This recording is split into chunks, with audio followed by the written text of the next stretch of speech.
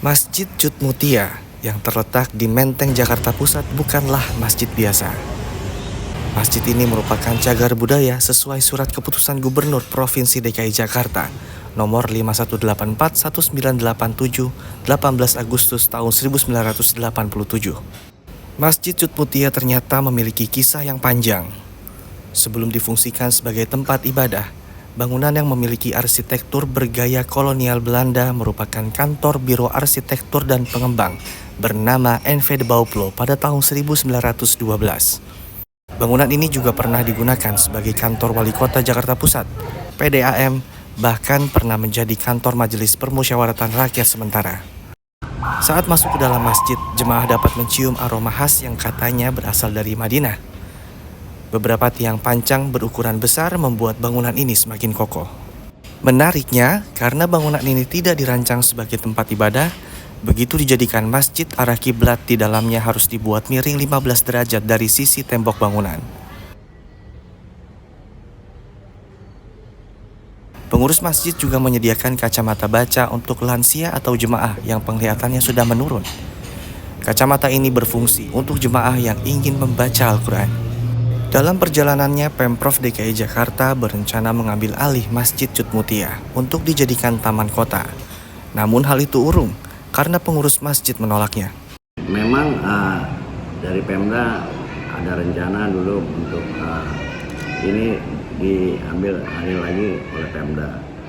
Kita sebenarnya sudah punya SK Gubernur tahun 87 masjid dikelola oleh Yayasan Cut Mutia. Tapi Pemda mengambil alih lagi, kita dibangunkan masjid di Cut Nyadin.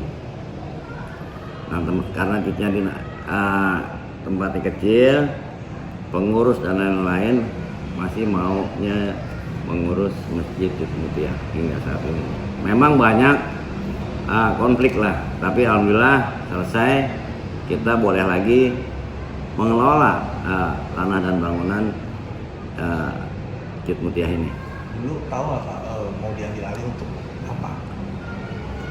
Kalau dulu rencana sih memang untuk taman kota ya.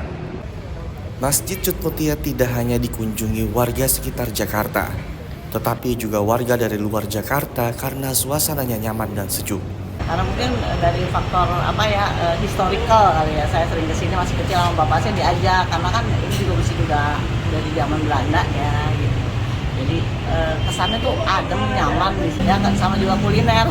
Saya suka dari Depok naik kereta di sini, sholat terus jalan-jalan. Seiring berjalannya waktu, masjid tidak hanya digunakan sebagai sarana tempat ibadah, tetapi juga sarana untuk mengais rezeki. Sebab banyak warga yang berjualan di sekitar area masjid. Setiap hari di sepanjang jalan trotoar area Masjid Cut Mutia banyak terdapat penjual baik makanan maupun minuman. Namun pada hari Jumat, khususnya pada hari Jumat, ada juga yang menjual pakaian dan aksesoris handphone. Mereka berjualan tidak dikenakan biaya, namun hanya membayar infak seikhlas. Muhammad Kadafi melaporkan dari Jakarta.